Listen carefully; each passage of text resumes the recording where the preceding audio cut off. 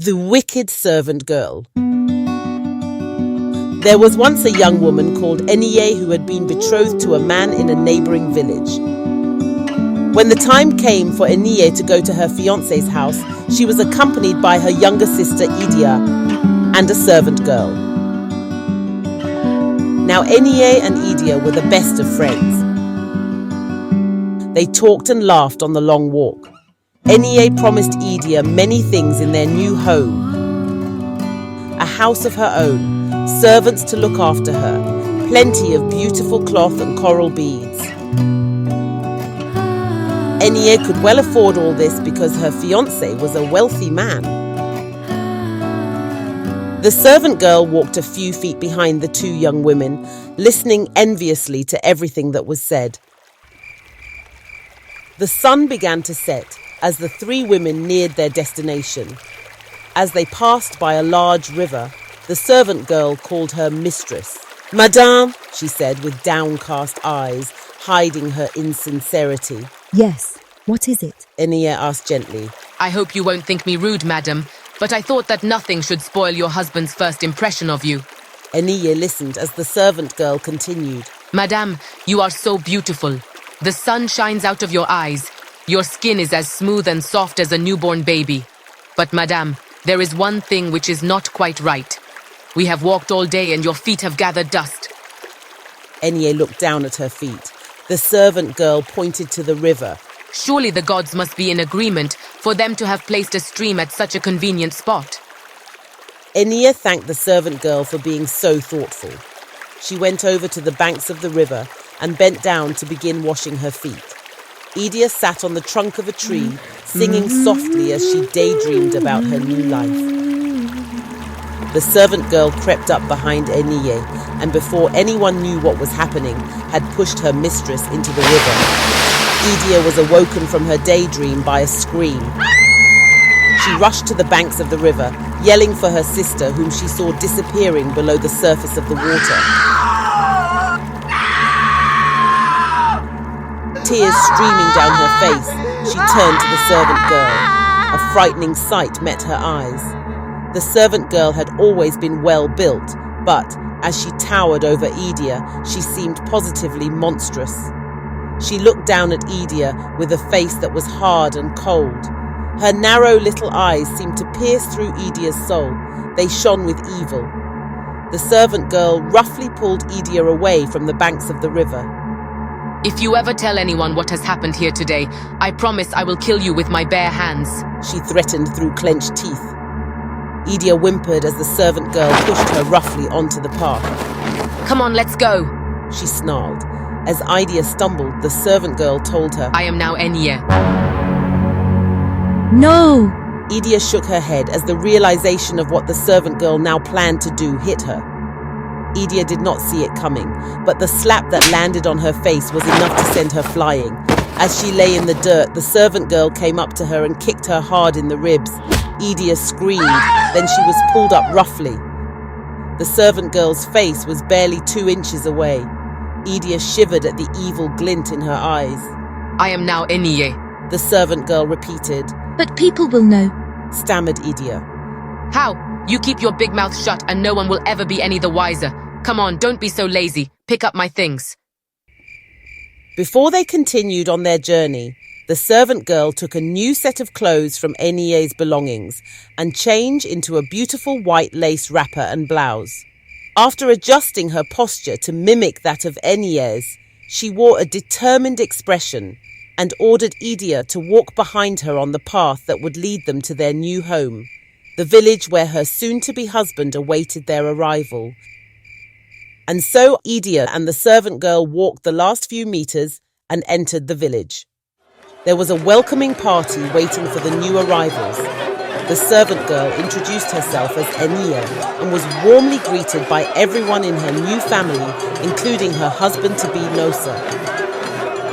He was a little uneasy as he embraced her, but he kept his reservations to himself. He had been told that his new wife was very beautiful, but this girl was not. She had a hard, masculine face with a crooked nose. There were 2 extremely unattractive moles on her chin, out of which grew a few scraggly hairs. She smiled lovingly at Nosa, but he noticed that the smile did not reach her narrow, rat-like little eyes. The marriage celebrations had begun. Nosa was the son of a wealthy and popular man in the village, so everyone joined in. Nosa decided that he would not spoil the people's fun by criticizing his new wife, so he shrugged off his reservations and joined in the revelries. Things did not improve.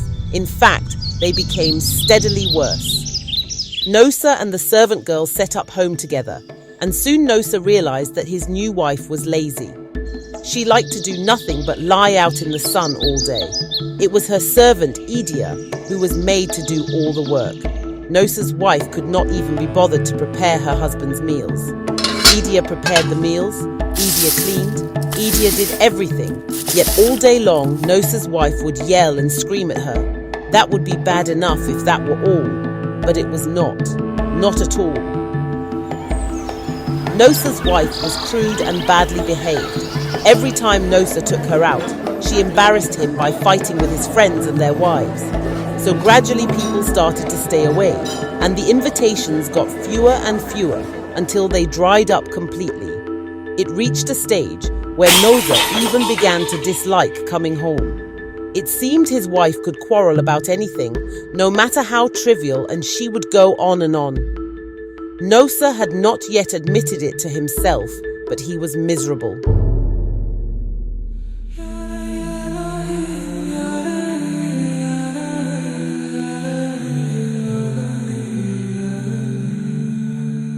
One morning, before the first cock crowed, Idia went off to the river to fetch some water for her day's tasks. She set down her pot by the bank of the river and started to weep as she remembered what had happened to her poor sister. She then began to sing softly, calling for her sister, asking why she had left her alone in this troubled, unfair world.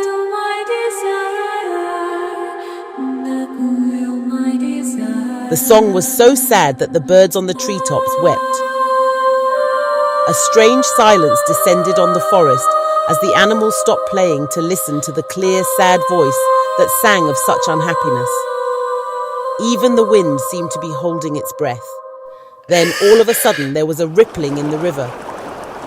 The waters seemed to part and up rose Eniye. She swam gracefully to the banks. Her transformation into a Mami Water revealed in her striking appearance. Her deep brown skin shimmered with a golden glow. Her long coiled hair flowed down her back. Her almond-shaped eyes gleamed with a captivating brilliance and added to her ethereal beauty. As she emerged, her expression was serene yet sad. The air around her seemed to hum in harmony, acknowledging her new role as a guardian of the river. Idia, why are you so sad? She asked. Idia stopped singing, startled. Eniye, She called. Shh, not so loud. Eniye said, You called and I came. What is troubling you, sister dear? and so Idia began to narrate her troubles. She told how the servant girl had taken Eniye's place and everything that had happened since. Eniye listened, sad that her younger sister had been so ill-treated. The two young women talked for a while. Then Eniye took Idia's water pot and disappeared down below. A few minutes later, she rose again to the surface of the water. The pot was filled with clear, sparkling water, and down at the bottom were the brightest, most radiant coral beads. Idia whistled on her way back to the village. For the first time since she had arrived at the village, she felt happy. She did her chores without complaining. The servant girl watched Idia. She was puzzled at the young woman's changed behavior. She increased Idia's chores, thinking spitefully, that should wipe the smile off her face. To her increasing annoyance, it did not.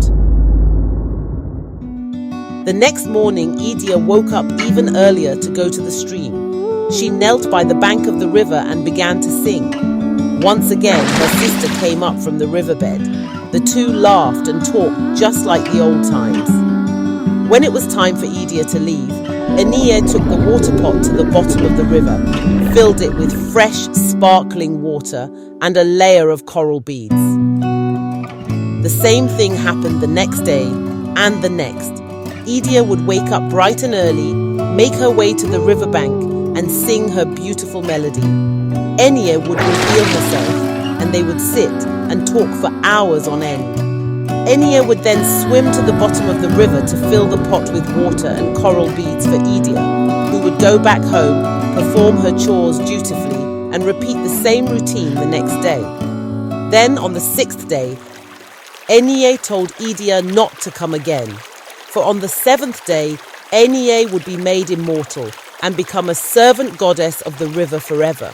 It was forbidden for the immortal spirits of the waters to have any contact with humans. Eniye sadly told her sister that she would never be able to see her again. Idia received her pot of water and went back to the village. Her heart was heavy as she thought about what Eniye had told her, but she was determined to find a way to help her sister. Idia realized that the first thing she needed to do was to get someone in the village to believe her story. But how, she wondered. It was a hot afternoon. The sun shone with its customary unblinking gaze. The servant girl lay on a hammock underneath a huge iroko tree. Idia was pounding some millet in the yard. She stared deep into the bowl as her pounding stick broke the grains into thousands of tiny pieces. She was preoccupied. All day she wondered how to get the villagers to believe her story. From the corner of her eye, she saw the menfolk make their way to the chief's compound. Suddenly, she knew what she must do. Idia looked towards the servant girl who was now snoring gently. She rested the pounding stick against a wall and hurried to the chief's compound. There was a hum of conversation from the men in the compound. A boy was distributing calabashes filled with palm wine. Idia saw Nosa was sitting next to the chief. She ran up to him and began to blurt out her story. All eyes at once turned to Dia. People were amazed that she had the audacity to come before the assembly in this way. "Shut up," some said. "Throw her out," others exclaimed. "How dare she? Such rudeness." Two of the men in the assembly moved to grab hold of Idia, but Nosa saw something in her face which made him raise up a hand to calm the crowd. "Let her speak," he said. There was some grumbling. Then the crowd was silent. Idia turned once again to Nosa. The woman you married is not Eniye, she exclaimed. She then went on to tell Nosa what had happened to the real Eniye. When she had finished, there was silence. Not surprisingly, no one believed her. Idia saw it in the faces, in the eyes that stared at her. She felt it in the embarrassed silence which hung in the room. Come to the river tomorrow morning. This one thing is all I ask, she pleaded desperately. Nosa thought about it for a moment. He took another look at the young girl who knelt before him. Then he realized that, if what she said was true, it made perfect sense, for how else could he explain his wife's behavior? She did not have the refinement of the daughter of a nobleman. In fact, she was so common it had puzzled him. Nosa knew that he could not have carried on with the charade of his marriage for much longer. He felt relief that Idia had had the courage to bring it out into the open. "All right, I will give you the benefit of the doubt. We will come to the river tomorrow," he said. Idia had got what she wanted. She left the chief's compound and hurried back to her chores. She found the servant girl still sleeping in the hammock. Satisfied, Idia picked up her stick and continued to pound the millet. Early the next morning, Idia rushed to the stream. She sat on the banks of the river and waited for her audience. They came soon afterwards, a small procession of men led by Nosa. They hid behind the reeds and waited. Idia knelt on the banks of the river. She began to sing. Her soft, melodious voice filled the air. A short while later, she called out, Eniye! Eniye! It is I. She looked at the surface of the river for the familiar ripple. The men peered out from their hiding places, but nothing happened. The river still continued its unhurried flow downstream. Idia called louder. Eniye, Eniye, why do you not answer? She looked out over the river, but still there was no ripple. Am I too late? Who will believe me now? She wondered sadly. With a heavy heart, she tried one last time. Eniye, Eniye, please show your face. Suddenly the ripples started. Idia held her breath as the waters parted. The men hiding in the bushes could not believe what their eyes told them was true. They saw a beautiful young woman rise out of the water.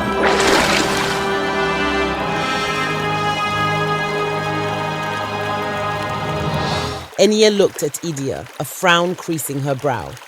Why have you called me Idia? Did you forget what I told you yesterday? But I missed you dreadfully, Eniye. I promise if you talk to me this one time, I won't disturb you again. Eniye gazed at her younger sister. She looked tired and fragile.